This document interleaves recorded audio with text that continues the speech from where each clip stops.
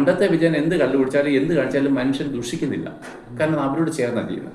പക്ഷെ ഞാൻ വെളിച്ചത്തിലേക്ക് വന്നു. ഞാൻ മുമ്പ് പറഞ്ഞല്ല, ഈ വെള്ള ഉടുപ്പ് ഇതിനകത്തൊരു ചെറിയ കറയോ കടങ്കമുണ്ടെങ്കിൽ സാറിന് പെട്ടെന്ന് തിരിച്ചറിയും.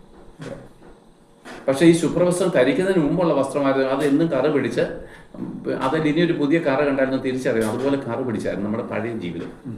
പക്ഷെ അത് മാറി ഇതാണ് നമ്മൾ അലക്കി തേച്ച പുതിയ വസ്ത്രം ധരിച്ചത് വഴി ഇതിനകത്ത് ഒരു ചെറിയ കളങ്കം പോലും ലോകത്തിന് കണ്ടെത്താൻ കഴിയും. ഇപ്പോൾ സാറ് ഒരു ടീഷർട്ട് ഇട്ടുണ്ടായിട്ട് പണി ചെയ്യാറുണ്ട് അല്ലേ? അതിട്ടുകൊണ്ട് വന്നു കഴിഞ്ഞാൽ അതിൽ ആരും ശ്രദ്ധിക്കുന്നില്ല. അത് ചെളി പിടിച്ചാലും ചെളി പിടിച്ചില്ലെങ്കിലും ഞങ്ങൾക്ക് അറിയത്തില്ല. പക്ഷെ സാറ് കല്യാണത്തിന് പോകാൻ വേണ്ടി പുതിയ വെള്ള ഷർട്ടൊക്കെ കൊണ്ട് തിരിച്ചറിയുമ്പോൾ എന്താ സാറേ എന്ന് ചോദിക്കും.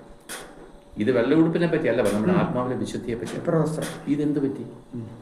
ഇപ്പോഴത്തെ അയ്യേ എന്തൊരു വൃത്തിയാണ്. പെട്ടെന്ന് തിരിച്ചു വരുന്നു, അത് മാറ്റി വേറെ ഉടുപ്പിടുന്നു. അത് നമുക്ക് ഉടുപ്പ് മാറാം, പക്ഷേ ഇവിടെ ഉടുപ്പ് മാറാനില്ല, ഒരു ഉടുപ്പേ ഉള്ളൂ. ഇതിനെ കഴുകിക്കളയണമെങ്കിൽ പുതിയ വെള്ളം വരണ്ടേ?